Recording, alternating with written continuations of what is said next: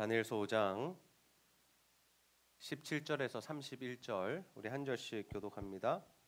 다니엘이 왕에게 대답하여 이르되 왕의 예물은 왕이 친히 가지시며 왕의 상급은 다른 사람에게 주옵소서. 그럴지라도 내가 왕을 위하여 이 글을 읽으며 그 해석을 아뢰리이다.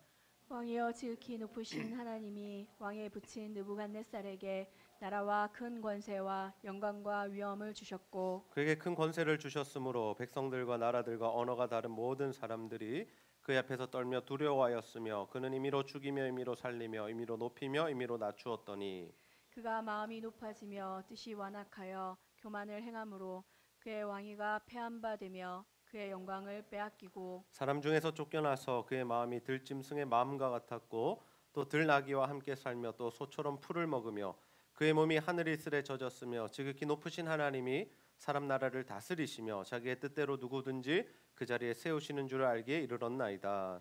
벨사살이여 왕은 그의 아들이 되어서 이것을 다 알고도 아직도 마음을 낮추지 아니하고 도리어 자신을 하늘의 주제보다 높이며 그의 성전 그릇을 왕 앞으로 가져다가 왕과 귀족들과 왕후들과 후궁들이 다 그것으로 술을 마시고 왕이 또 보지도 듣지도 못하는 금, 은, 구리, 쇠와 나무, 돌로 만들 신상들을 찬양하고 도리어 왕의 호흡을 주장하시고 왕의 모든 길을 작정하시는 하나님께는 영광을 돌리지 아니한지라. 이러므로 그의 앞에서 이 손가락이 나와서 이 글을 기록하였나이다. 기록된 글자는 이것이니 곧 메네메네 데겔 우바르시니라. 그 글을 해석하건대 메네는 하나님이 이미 왕의 나라의 시대를 세워서 그것을 끝나게 하셨다 함이요 데겔은 왕을 저울에 달아보니 부족함이 보였다 함이요 베레스는 왕의 나라가 나뉘어서 베데와 바사에게 준바되었다 함이냐이다 하니 이에 벨사살이 명하여 그들이 다니엘에게 자주색 옷을 입히게 하며 금사슬을 그의 목에 걸어주고 그를 위하여 조서를 내려 나라의 셋째 통치자로 삼으니라. 그날 밤에 갈대아 왕 벨사살이 죽임을 당하였고 함께 읽습니다. 메대 사람 다리오가 나라를 얻었는데 그때 다리오는 62세였더라. 아멘. 우리 옆 사람과 이렇게 한번 인사합시다. 겸손합시다. 네. 네, 예담이 왜 웃죠? 네. 우리가 다니엘서 말씀을 묵상하면서 계속해서 이 다니엘과 다니엘의 세 친구, 믿음의 사람들의 모습을 보고 있습니다. 그러면서 드는 생각이 두 가지인데요. 첫 번째는 뭐냐면 참 멋지게 살았구나. 이 사람들이. 야, 이 상황 속에서 어떻게 저런 결단을 하고 저런 목숨을 거는 그런 믿음을 보여줄 수 있을까 하는 것이고, 두 번째 드는 감정은 뭐냐면 야, 우리는 저렇게 살 수 있을까? 불가능한 일 아닌가? 진짜 가능한 일인가? 라는 생각들을 하게 됩니다. 우리가 성경을 읽으면서 제가 여러 번 여러분에게 설명드리는데 주목해야 할 것이 뭐냐면요, 사람 또는 어떤 인물이 아니라 사실은 그 인물 뒤에서 역사하시는 하나님을 우리가 볼 수 있어야 합니다. 그래서 다니엘서를 묵상하면서 우리가 야, 다니엘이 멋지다, 다니엘의 세 친구가 믿음이 대단하다, 이것도 참 좋은 배움이고 가르침이고 교훈이지만 사실은 그것보다 뭘 더 볼 수 있어야 되냐면 그들을 통해서 나타나시는 하나님이 어떤 분이신가. 자신의 백성들을 바벨론의 포로로 잡혀가게 하신 이후에 그들을 통해서 하나님은 지금 뭘 하고 계신가라는 것들을 우리가 볼 수 있어야 하죠. 오늘 우리가 살펴볼 내용이 뭐냐면 벨사살 왕이 심판을 당하는 모습입니다. 벨사살 왕을 왜 심판을 당했을까요? 그리고 더 나아가서 하나님께서는 과연 이 사건을 통해서 자신이 어떤 분이심을 나타내고 계실까요? 벨사살 왕을 어떻게 성경은 묘사하고 있냐면 느부갓네살의 아들이다라고 묘사하고 있습니다. 그런데 실제로 역사적으로 보면 친아들이 아닙니다. 어떤 의미냐면요, 성경에는 이 단어들, 아들, 뭐 이런 개념들이 딱 그냥 우리가 생각하는 우리가 낳은 아들 이렇게 정의하지 않을 때가 많다라는 거죠. 후손도 아들이라 부르고요, 뭐 왕위를 계승하는 자도 아들이라 부르기도 합니다. 그 말이 뭐냐면 사실 이 벨사살 왕은 느부갓네살을 반역한 세력들이 있었는데 또 그 세력들을 반역한 세력의 아들이 벨사살이었습니다. 그러니까 핏줄이 섞여 있는지는 잘 모르겠지만 실제로 느부갓네살의 아들은 아니었다라는 거죠. 근데 이 벨사살이 굉장히 특이한 행동을 해요. 어떤 행동을 하냐면 느부갓네살 때 유다에 가서 전쟁을 일으키고 포로로 잡아오면서 뭐도 가져왔냐면 여호와의 전에 있는 기물들, 그릇들을 가져왔습니다. 하나님을 섬기고 예배하는 데 썼던 그릇들이죠.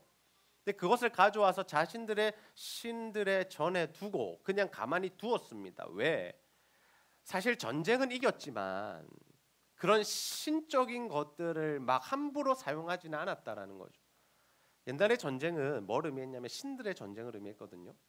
예를 들어서 우리나라와 일본이 전쟁을 했는데 일본이 이기면 요즘에는 어떻게 생각해요? 뭐 군사력이 강했다라든지 뭐 무기가 좋았다라든지 막 이렇게 생각하잖아요. 그게 아니라 그 당시에 고대에서는 전쟁을 하게 되면 이렇게 생각을 해요.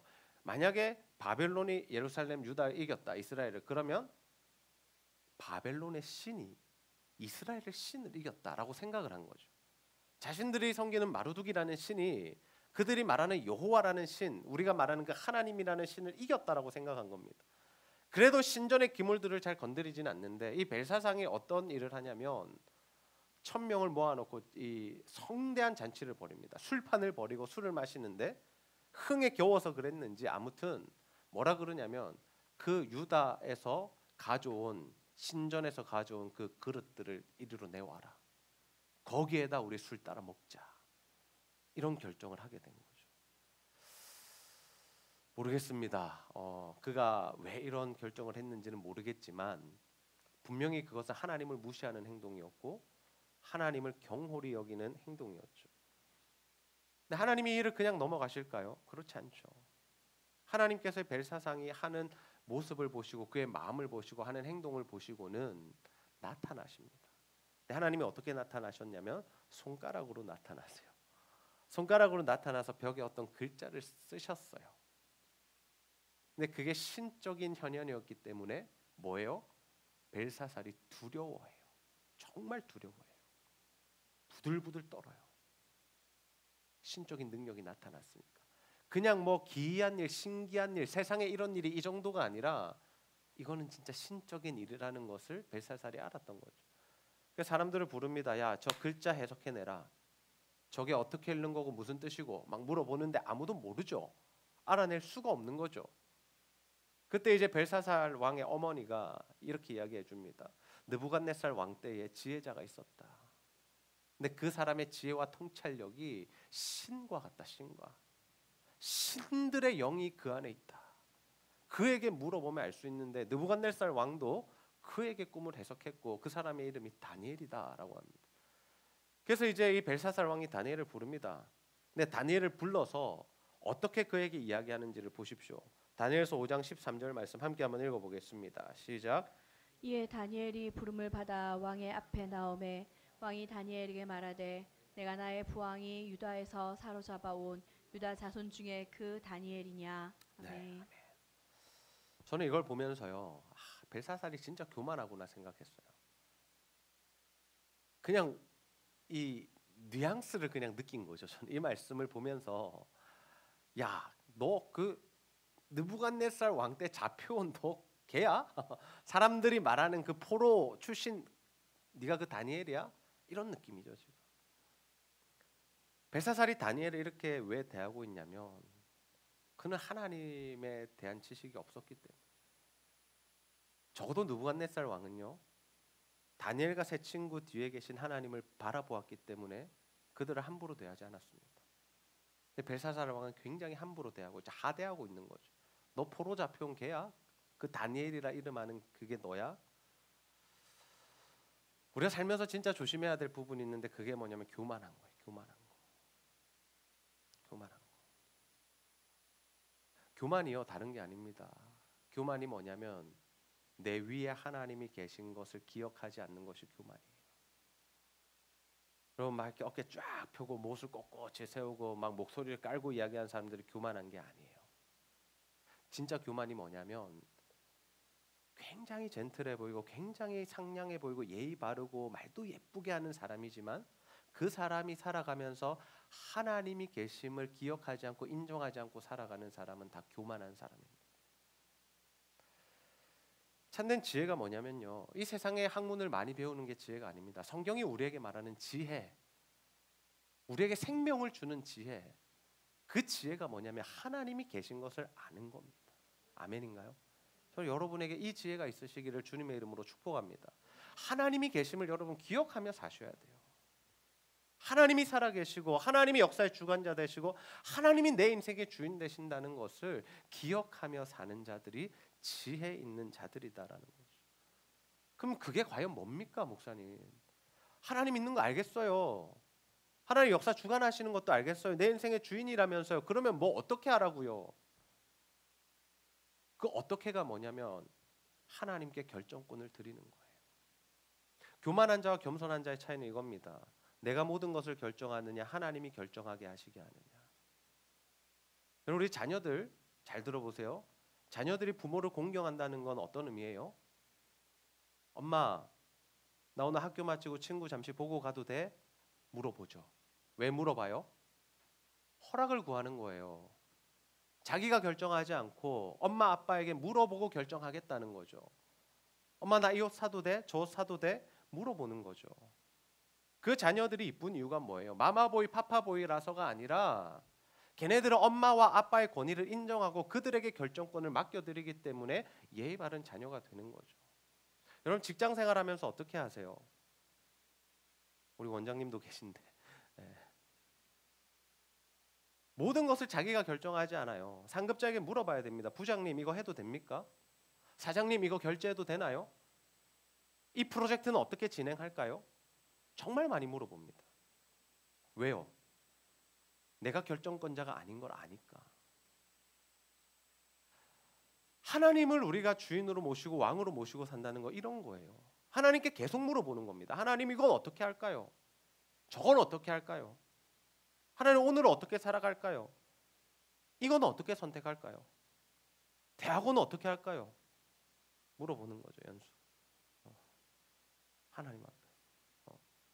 결혼은 어떻게 해야 되나요? 김민자매, 동현이 형제 물어보고 있나 모르겠습니다.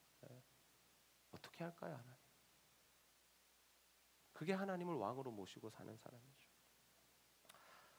이 벨사살 왕이 교만하게 이야기해요.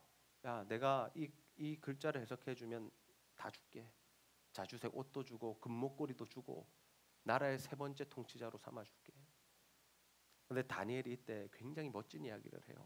믿음의 사람은 이렇게 살아야 되는구나. 다니엘서 5장 17절입니다. 제가 읽습니다. 다니엘이 왕에게 대답하여 이르되 왕의 예물은 왕이 친히 가지시며 왕의 상급은 다른 사람에게 주옵소서. 그럴지라도 내가 왕을 위하여 이 글을 읽으며 이 해석을 아뢰리이다. 좀 부산말로 해볼까요? 필요 없습니다. 다 가지 있어. 필요 없습니다. 관심 없습니다. 왕 그거 당신 하이소. 돈도 필요 없고 나는 자리도 필요 없습니다. 다니엘이 지금 어디에 관심을 갖고 계신지 아시겠어요? 다니엘은 늘 높아졌거든요. 왕들이 바뀌어도 다니엘은 높았다고요. 쓰임을 받았다고요. 근데 다니엘이 그 자리에 올라가고자 노력하고 애썼던 적이 단 한 번도 없다라는 거죠. 다니엘은 포로로 잡혀와서 늘 했던 게 뭐냐면 하나님이 뭘 기뻐하실까? 15살 때는 뜻을 정하여 왕의 음식과 포도주를 거절했고요. 지금 중년에 이르러서 뭐예요? 그거 다 준대도 나 필요 없어요. 난 그거 관심 없어요. 나는 하나님 말씀대로 사는 것만 관심 있어요. 이 이야기하고 있는 겁니다. 다니엘의 세 친구도 마찬가지예요. 죽더라도 나는 하나님 섬기겠습니다. 다니엘이 뜻을 해석하기 전에 벨사살의 교만을 지적합니다. 오늘 우리가 읽었던 본문의 말씀이에요. 어떤 교만을 지적하냐면 하나님께서 느부갓네살 왕을 세우셨고 권력과 영광을 주셨고 권세를 주셔서 그가 왕으로 큰 나라를 다스렸다는 거죠. 근데 느부갓네살이 어떻게 하냐면 계속 반복되는 단어가 임의였습니다. 임의대로. 뭐냐면 목숨과 시간과 모든 것들이 자기에게 달렸다고 생각하고 산 거예요. 이게 교만이죠. 자기가 결정권자고 자기가 최고고 자기가 모든 것들의 위에 있다라고 생각하고 산 거죠. 근데 하나님이 어떻게 하세요? 그 느부갓네살의 영광을 빼앗으세요. 주셨던 영광을 빼앗으시고 왕위를 패하시고 짐승처럼 살게 하셨다고. 짐승처럼. 한순간에 인생 나락으로 가는 겁니다.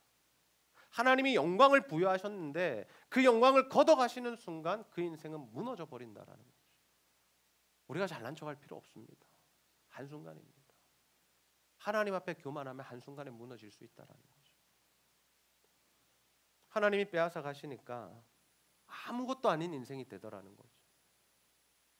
그러면서 벨사살에게 하는 이야기가 이겁니다. 당신은 이거 다 봐놓고 왜 그러냐고. 당신 다 느부갓네살이 어떤 일들을 당했는지 봐놓고 왜 당신 그 역사에서 그 교훈을 찾지 못하냐고. 왜 당신 아직도 당신이 하나님보다 높다고 생각하고 사냐고. 왜 하나님 위에 있다고 생각하고 사냐고. 그 지적을 지금 다니엘이 하고 있는 거죠. 그래서 지금 이 손가락이 나타나고 이 글을 썼다라는 겁니다. 메네 메네 데겔 우바르신. 어떤 의미예요? 성경이 친절하게 해석해놨어요. 시대를 세어 끝나게 하시고 왕의 저울을 달아보니 부족했다. 이 포인트입니다. 너 부족하다라는. 그래서 하나님이 어떻게 하시겠다? 나누시겠다. 딴 사람에게 주겠다라는 거죠. 자격 미달이라는 겁니다. 너는 이제 안 되겠다는 겁니다. 그 자리 옮기시겠다라는 거죠. 결국 벨사살이 심판받은 이유는 한 가지입니다. 교만함. 적어도 느부갓네살은요, 짐승의 처지가 되어서 하나님이 모든 것의 주관자 되심을 깨달았습니다. 물론 좀 늦은 감은 있죠. 늦은 감은 있지만 그래도 회개하고 하나님을 인정하고 그 다음 삶에 조금 회복을 누리다 죽었어요. 근데 벨사살은 그렇지 않았다라는 거죠. 우리가 이 부분을 조심해야 돼요. 역사를 통해서 우리는 하나님을 계속해서 알아가야 됩니다. 우리에게 주어진 역사가 두 가지입니다. 첫 번째 성경의 역사고요. 두 번째 시대적인 역사입니다. 우리가 성경을 통해서 배워야 할 것은 무엇이냐면요. 하나님이 뭘 기뻐하시고 하나님이 뭘 싫어하시는지를 배워야 해요. 성경 66권이 옛날에 쓰여졌잖아요. 3,500년 전에 쓰여졌잖아요. 2,000년 전에 쓰여졌잖아요. 그럼 시대적으로 우리가 맞지 않고 현실적으로 맞지 않는 이야기들 너무 많을 것 같잖아요. 그런데 그렇지 않아요. 이 말씀이 생명의 말씀인 이유는 시대가 변해도 동일하게 이 말씀은 살아있는 능력의 말씀이기 때문이에요. 변해요. 단어는 변하고 모습은 변하고 나라는 변하지만 뭐가 안 변하냐면 그 안에 살아가는 죄인들의 모습은 똑같아요. 인간들이 바벨탑은 쌓은 이유가 뭐였습니까? 우리의 이름을 내자는 거죠. 우리끼리 한번 해보자는 거죠. 하늘에 닿는 성을 쌓아보자는 거죠. 하나님 없이 한번 해보자는 거죠. 지금 시대가 그렇지 않나요? 하나님 무시하고 우리의 지식으로 우리의 과학으로 우리가 잘 살아보겠다. 생명을 연장하겠다. 물론 의술도 하나님이 주신 겁니다. 사람들의 생명을 연장시키고 풍성하게 하고 회복시키시기 위해서 하나님께서 의사들에게 지혜를 주시고 의학을 주셔서 우리가 혜택을 누리고 있습니다. 잘못된 것이 아닙니다. 과학도 마찬가지입니다. 과학의 발전으로 우리에게 좋아진 것들이 많이 있습니다. 근데 그게 신의 자리로 가면 안 된다라는 거예요. 그게 하나님을 대체해서는 안 된다라는 거죠. 똑같이 바벨탑 쌓고 있는 거죠, 사람들이. 공산정권의 지도자들 보십시오. 벨사살과 똑같은 모습 아닌가요? 날마다 잔치를 벌이고 자기들은 잘 먹고 잘 살고 백성들은 굶어 죽고 열받으면 그냥 전쟁 일으켜 버리고 누가 죽든 몇 명이 죽든 상관없이 몇몇의 그런 세상의 지도자들 보면서 다르지 않아요. 몇천 년 전의 일이나 지금의 일이나 다르지 않습니다. 왜? 죄인된 사람의 본성은 똑같기 때문입니다. 그걸 보면서 우리가 깨달아야 되는 거예요. 하나님 뭘 기뻐하시고 뭘 기뻐하시지 않는가. 우리가 어느 편에 서야 할 것인가를 배워가는 게 필요한 거죠. 그래서 우리는 성경을 묵상하는 거고요. 매주마다 성경을 통해 설교를 듣게 되는 겁니다. 이 시대에 얼마나 수많은 지식이 있습니까? 수많은 책들이 나와 있습니까? 엄청난 이론들이 있습니까? 그거 들어야 우리가 더 지식이 발전하고 더 좋은 삶을 살 수 있다고 생각하지만 거기에 생명이 없어요. 생명은 하나님의 말씀에 있는 겁니다. 저는 우리 모두가 하나님 말씀 묵상하고 하나님 말씀 붙드는 자들 다 되시길 주님의 이름으로 축복합니다. 두 번째, 인간의 역사, 시대적 역사를 통해서도 배울 수 있어야 합니다. 다니엘과 다니엘의 세 친구가 뭐 한 거예요? 그 시대에 가장 강력했던 자들 앞에서 뭘 한 거예요? 믿음을 고백한 거죠. 세상 속에서 그리스도인으로 살아간 겁니다. 우리도 마찬가지예요. 우리도 세상 속에서 살아가요. 여기 크리스천 기업 다니는 사람들 있나요? 미션 스쿨 다니는 친구들 있습니까? 많이 없어요. 진짜 많이 없어요. 무슨 의미냐면 너무나 당연하게 예배드리고 성경 말씀을 나누고 기도 제목을 서로 공유하고 서로 사랑해주고 아껴줄 수 있는 분위기가 우리 사회 속에서는 없다라는 거예요. 늘 경쟁해야 하고 늘 서로를 공격하는, 어떻게든 내가 저 사람 밟고 올라서야겠다는 그 세상 속에서 우리가 지금 살아가고 있다고요. 근데 그 역사를 살아갔던 사람들이 어떻게 됐어요? 하나님의 말씀대로 산 사람들을 하나님께서 붙드셨다라는 거죠. 그래서 우리는 역사를 보면서 역사에 자꾸 편승하려고 하면 안 됩니다. 세상이 흘러가는 대로 가려고 해서는 안 됩니다. 학생들에게는 참 높은 존재가 교수님처럼 보이는 것 같아요. 학점도 주시고 나중에 뭐 대학원도 진학도 연결돼 있고 취직까지도 요즘 연결되는 케이스들이 있으니까 교수님이 가장 좀 소중해 보이고 잘 보여야겠다고 생각되죠. 정말 여러분 교수님보다 하나님을 더 크게 생각하고 살아가시고 있나요? 직장 사장님이, CEO가 내 월급을 챙겨주고 그래서 내 생계를 유지하니까 그분의 말을 잘 들어야 하는 것은 맞지만, 성경에서도 상사를 주님 모시듯이 잘하라고 말씀하셨지만 그것은 주 안에서의 문제고,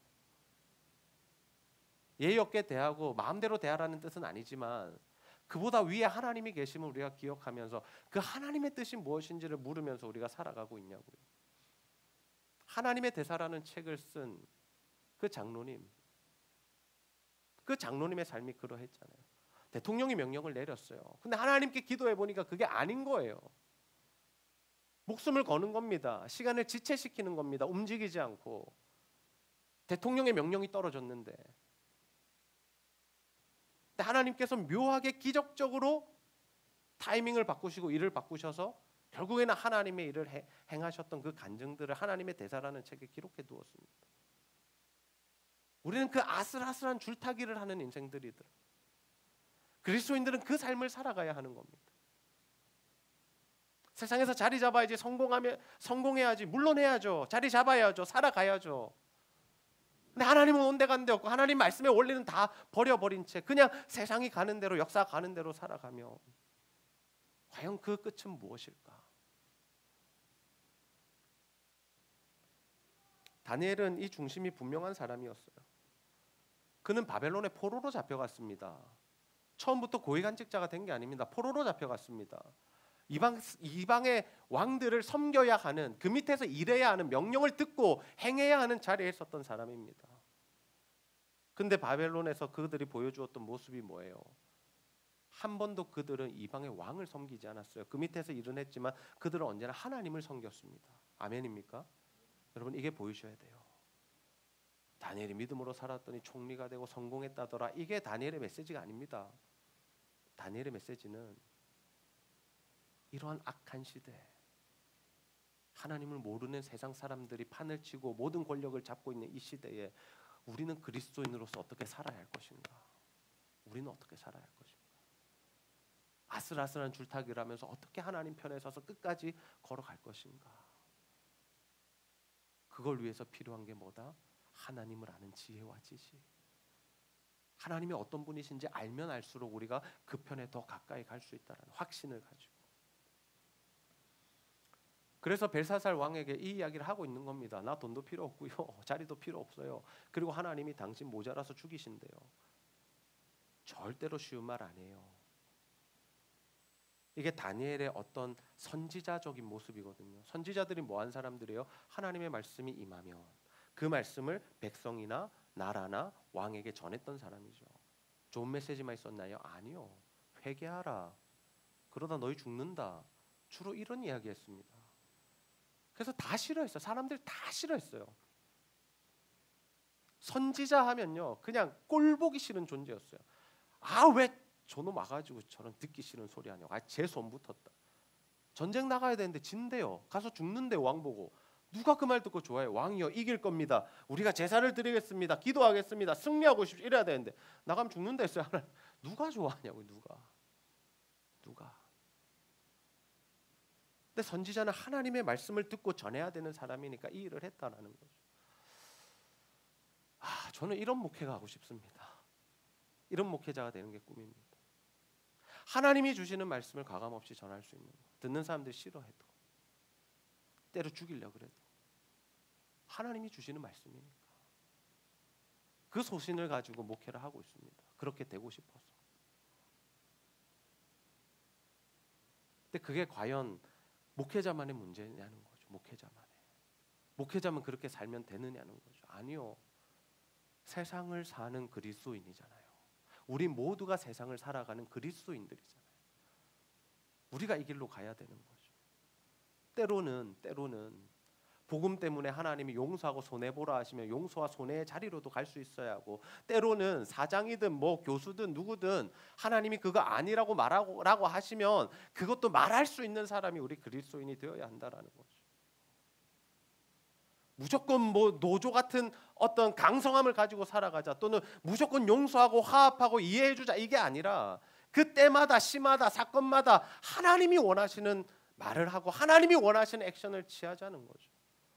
그게 우리 그리스도인들이 가야 할 길이다라는 겁니다. 그래서 분별력이 필요하고 하나님의 음성을 듣고 말씀을 묵상함이 필요한 거예요. 이 타이밍에 내가 뭘 해야 하느냐를 하나님께 물어야 하는 거죠. 아이를 키우면서 고민을 많이 합니다.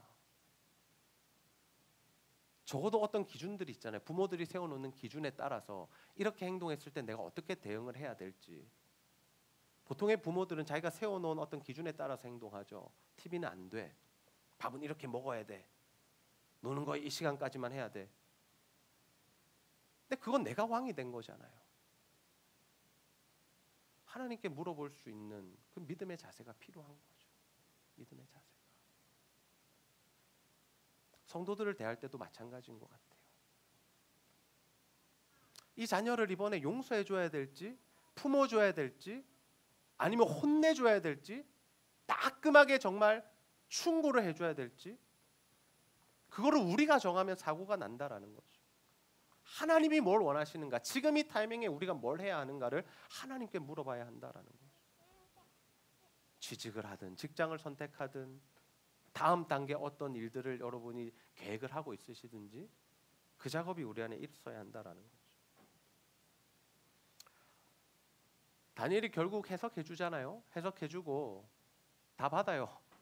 자주색 옷도 받고, 금목걸이도 받고, 나라의 셋째 통치자도 돼요. 하나님이 높여주신 겁니다. 하나님이. 그리고 벨사살은 어떻게 돼요? 진짜 무서운 게요, 그날 밤에 죽임을 당해요. 와,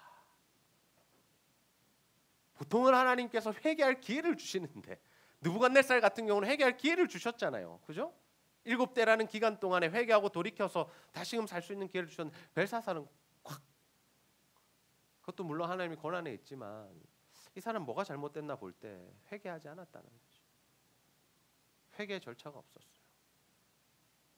끝까지 교만했던 거죠. 하나님의 뜻을 알매도 불구하고 교만한 거죠. 굽히지 않는 겁니다. 이게 무서운 겁니다.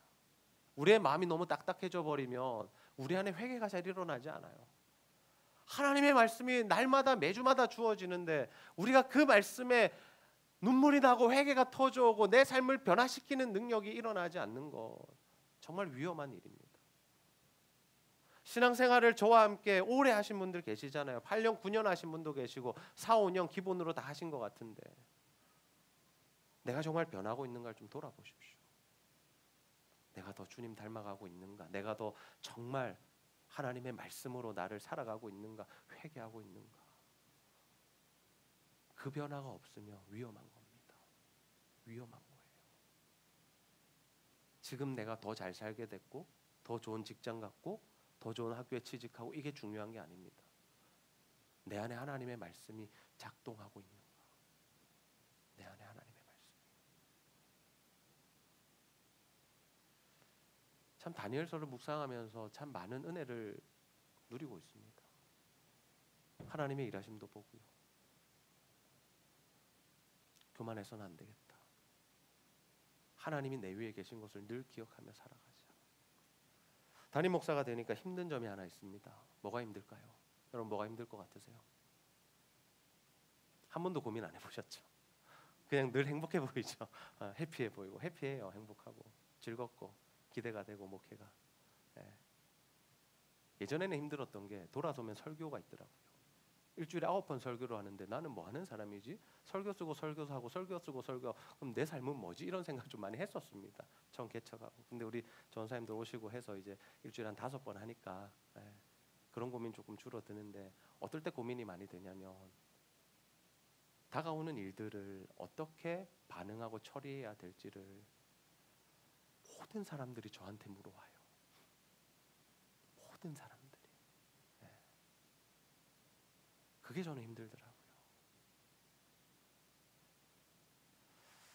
나도 모르겠는데 나보고 자꾸 나한테 물어보지? 자꾸 이름 말하지 말라 해서 그분 성함은 이야기 안 할게요. 한 전도사님 10번도 물어봐요, 하루에. 이건 어떻게 할까? 목사님 저건 어떻게 할까? 제가 주로 하는 대답이 있습니다. 저도 모르겠어요. 어떻게 할까요? 기도하는 거죠. 해왔던 대로 하면 가장 편해요. 해왔던 대로, 작년에 했던 대로 합시다. 기준 딱 정해놓고 작년에 했던 대로 우리 내규대로 합시다. 근데 하나님의 일이 그렇지 않잖아요. 이번에는 하나님이 뭘 원하실까? 이번에는 하나님 뭘 원하실까? 이번 전도 축제에는 어떤 말씀을 전하기 원하실까? 지난 전도 축제 때 전했던 말씀 또 전하지 않아요. 기도하면서 또 다른 말씀을 받고 그 말씀 전하려고 준비 중에 있습니다. 형식도 다 달라졌습니다. 하나님 뭘 원하실까? 하나님을 선택한 사람과 자신이 왕이 되어 사는 사람의 결과는 다른 것 같아요. 시간이 지나면 당장엔 보이지 않을 수 있어요. 우리가 하나님 뜻대로 살기로 했다고 당장에 막 승진하고 부자 되고 건강하고 병 낫고 막 자녀들 말 잘 듣고 이렇게 막 변하는 것 같지는 않아요. 내가 원하는 게 다 이루어지지는 않는 것 같아요. 근데 시간이 지나 보면요, 조금만 돌이켜서 생각해 보면요, 하나님이 일하셨구나, 하나님이 은혜 베풀어 주셨구나, 그런 것들을 막 느끼게 됩니다. 근데 끝까지 자기 뜻대로 살아간 사람들은 결국에는 안 좋아지더라고요. 시간이 지나면 점점 더. 그럼 어떤 삶 사실래요? 하나님의 인생을 주관자로 모시고 날마다 하나님께 묻는 인생 사실래요? 아니면 내가 똑똑하니까, 내가 이때까지 잘 살아왔으니까, 나는 경험도 있으니까 그렇게 자신을 의지하시면서 사실래요? 저는 우리가 이 교만함을 버리고 정말 날마다 하나님께 묻는 겸손한 자들이 다 되기를 소원합니다. 그래서 하나님이 인도하시는 삶을 사세요. 한 걸음 한 걸음 날마다 앞에 모든 진로든 사람을 만나는 일이든 어떤 일이든지 하나님께 물어보고 결정하십시오. 그래서 정말 하나님께서 원하시는 길을 선택하셔서 하나님이 지켜보시고 하나님이 복을 주시고 하나님께서 은혜를 입히시는 그 삶을 살아가는 저와 여러분 다 되시기를 주님의 이름으로 축복합니다. 우리 이 시간 왕이신 나의 하나님 함께 찬양 부르면서 기도의 자리로 나아갈 텐데요, 이 찬양 단순한 가사고 짧은 찬양입니다. 여러 번 부를 텐데 정말 나의 왕이 하나님이십니다라는 이 고백을 가지고 함께 찬양합시다. 늘 입술로는 하나님 왕이십니다라고 고백했지만 정말 이제는 내가 하나님을 왕으로 모시고 살겠습니다. 하나님께 물어보며 하나님께 결정권 드리겠습니다. 이 믿음과 신앙을 가지고, 이 고백을 가지고 오늘 이 찬양 함께 부르며 나아가겠습니다.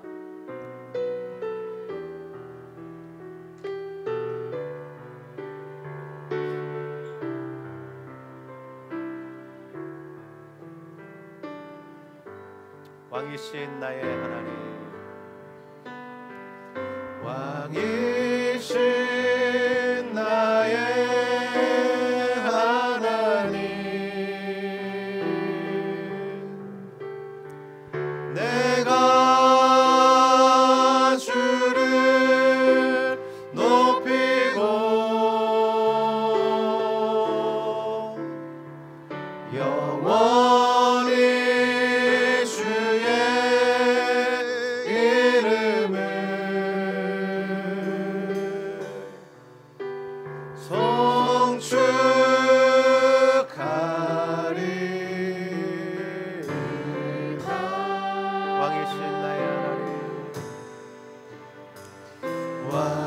왕이신 나의 하나님,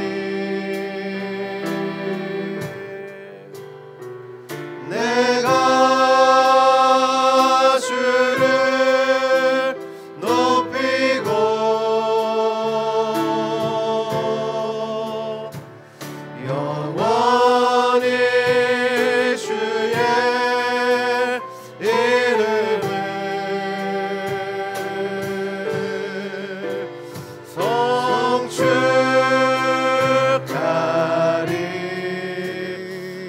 다시 한번 찬양합니다. 왕이신 나의 하나님, 왕이신 나의 하나님, 내가 주를 높이고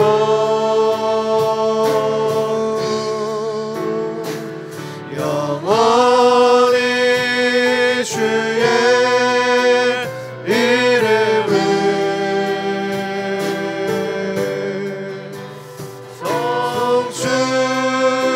송축하리. 그렇습니다. 하나님은 나의 왕이십니다. 다시 한번 찬양으로 고백합니다. 왕이신 나의 하나님, 왕이신 나의 하나님, 내가 주를 높이고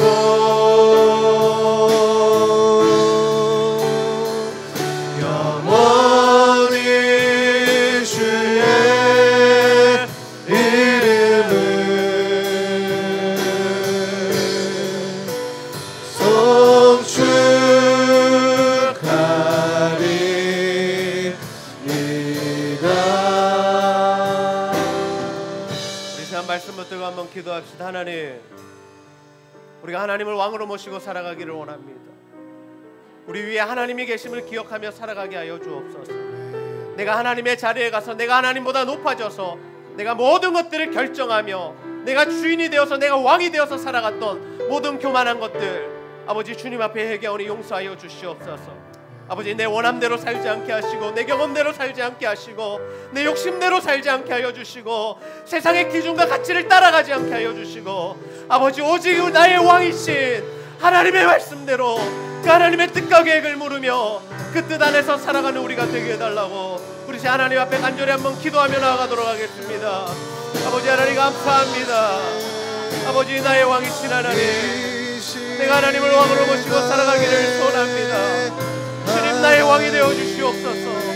주님, 나의 왕이 되어 주시옵소서. 하나님, 나의 주인이 되어 주시옵소서. 하나님, 내가 결정하고 내 뜻대로 행하며 아버지, 내가 왕이 되었던 것들 주님 앞에 회개합니다. 주여, 내가 아버지 최고의 결정권자의 자리에 있었음을 고백합니다. 주님, 용서하여 주시옵소서.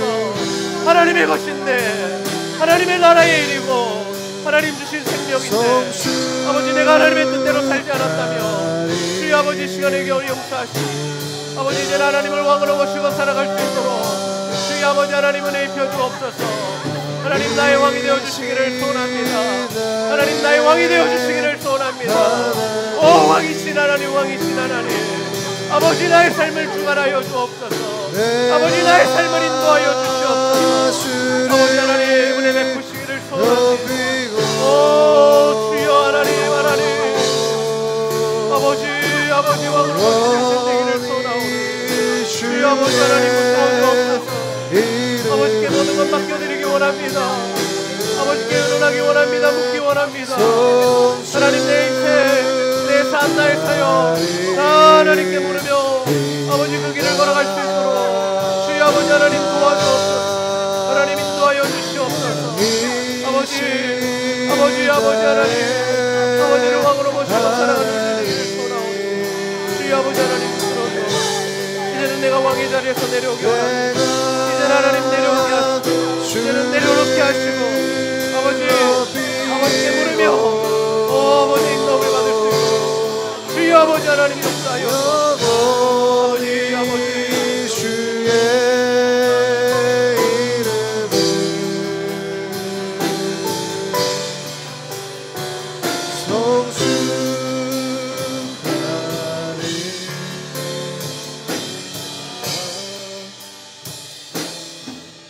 다시 한번 기도할 텐데요. 하나님, 우리가 하나님의 말씀과 이 세상에 돌아가는 모습들을 보면서 하나님을 더 알아가는 지혜를 더하여 주시옵소서. 하나님, 우리가 세상을 두려워하지 않기 원합니다.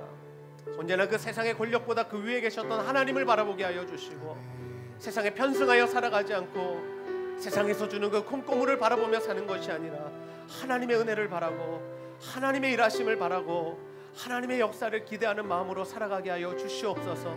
다니엘처럼 벨사사랑이 약속하는 것들 필요 없다고, 나 그런 거 안 줘도 된다고, 나는 그저 하나님이 시키시는 일을 할 거고 하나님이 원하시는 길을 걸어갈 거라고 그렇게 자신 있게 대답할 수 있는 우리의 삶이 되게 하여 주시옵소서. 그래서 하나님, 우리에게 맡겨진 그 자리에서 아버지 아슬아슬하게 줄타기라는 그 삶 가운데서 끝까지 하나님 편에 서게 하시고 하나님의 말씀을 붙들게 하여 주시고 주 뜻대로 살아 하나님이 입히시고 하나님이 먹이시고 하나님이 책임져 주시고 하나님이 은혜와 복을 부어주시는 인생이 되게 해달라고, 우리가 그러한 삶을 살아가게 해달라고, 그 은혜를 입게 해달라고 우리 하나님 앞에 간절히 한번 기도하도록 하겠습니다. 아버지 하나님, 은혜 베풀어 주옵소서. 아버지 하나님, 아버지 하나님, 은혜를 베풀어 주시고 아버지 하나님 역사하여 주시기를 소원합니다. 하나님, 우리가 세상을 두려워하지 않기 원합니다. 자꾸 하나님 세상을 따라가지 않기 원합니다. 세상이 약속하는 것들이 하나님 바뀌지 않기 원합니다.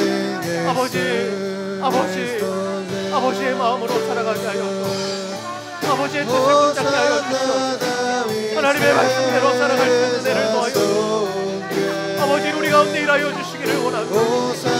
아버지, 우리 가운데 역사하여 주시기를 원합니다. 살아계신 하나님을 기뻐하며 하나님 우리의 삶에 일어나기를 소원합니다. 주여 아버지 하나님 기뻐하여 주옵소서. 주여 하나님, 아버지 아슬아슬한 하나님 불타기 같은 인생을 살아가는, 그러나 언제나 우리가 하나님 편에 있게 하여 주옵소서.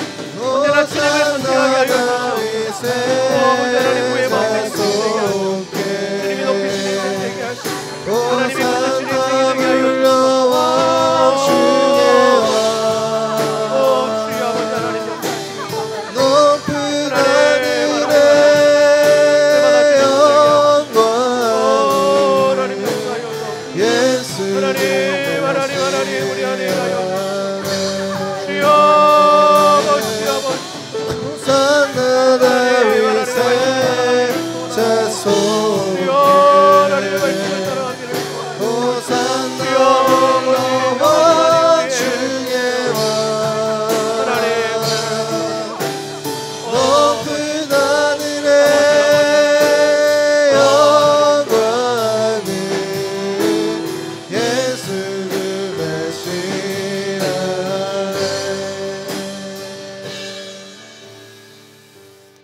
참 감사합니다. 오늘도 우리에게 다니엘서 말씀을 통하여서 우리 인생의 주관자가 되시는 분이 하나님이심을 알게 하시고 깨닫게 하시니 너무나 감사합니다.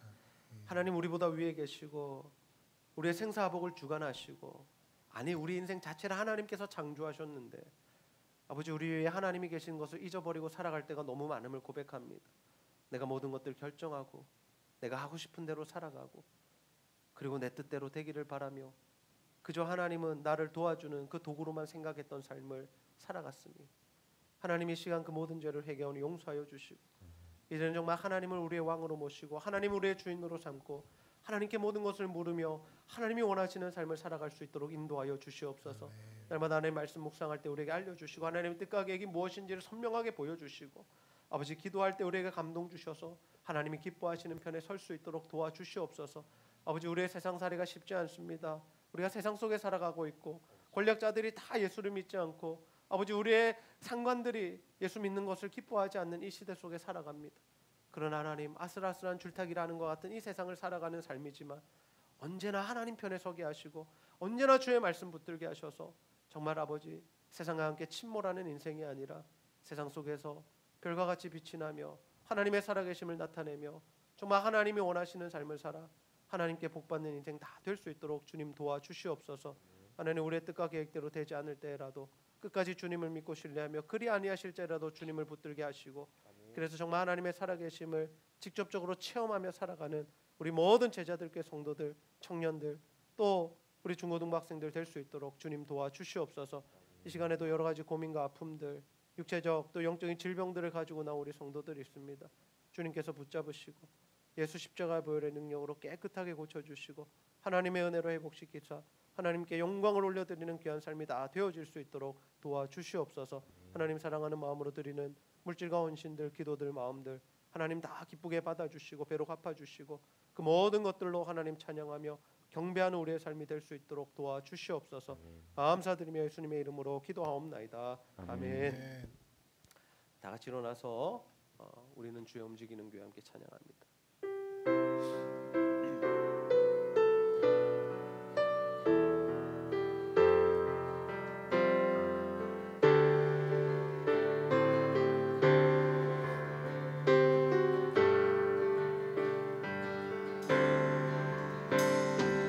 우리는 주의 움직이는 교회 이곳은 주님을 위한 자리 내가 기도하는 모든 땅 위에서 하나님 예배받은 그날을 고대하네 나의 노래로 주님의 성전을 지으리 높임을 받으소서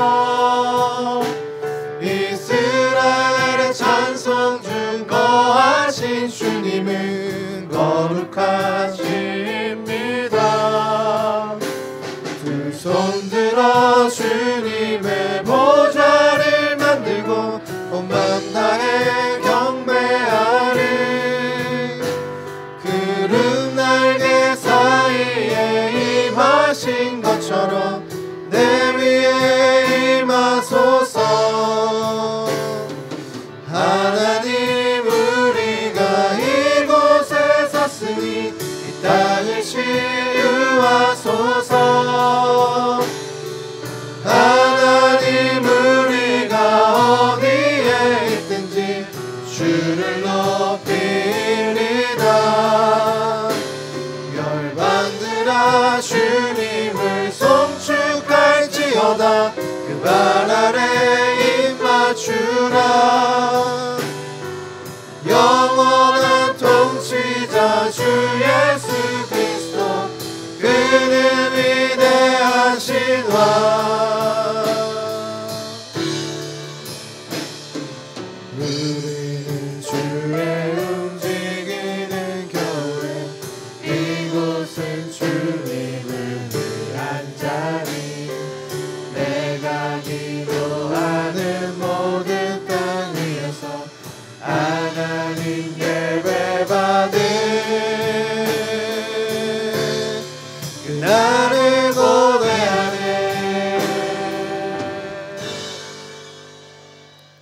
이제는 주 예수 그리스도의 은혜와 하나님의 사랑과 성령의 교통하심이 하나님께서 우리의 인생의 주관자이심을 기억하며 하나님을 우리의 왕으로 모시고 모든 결정권을 하나님께 드리며 하나님의 뜻과 계획 안에서 하나님의 말씀의 인도함을 받아 하나님께서 복 주시고 하나님께서 함께 하시고 하나님께서 인도해 주시는 삶을 살아가기를 소원하는 저들께 모든 성도들과 이 자리에 머리 숙인 자들 위해 영원토록 함께 있을지어다. 아멘.